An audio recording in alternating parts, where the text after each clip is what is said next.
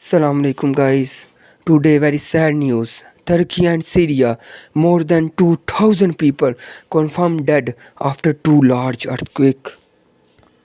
The epicenter of the 7.8 magnitude quake was 23 kilometers, 14.2 miles east in Turkish province at a depth of 24.1 kilometers, 14.9 miles.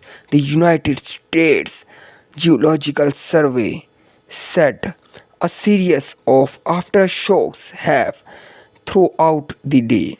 The largest, a major quake that measured 7.5 in magnitude, hit the Turkey about 9 hours after the initial quake. That aftershock hit around 95 kilometers, 59 miles north of the original. Video from the scene in Turkey showed day breaking over rows of collapsed buildings, some with apartments exposed to the elements as people huddled in the freezing cold beside them, waiting for help.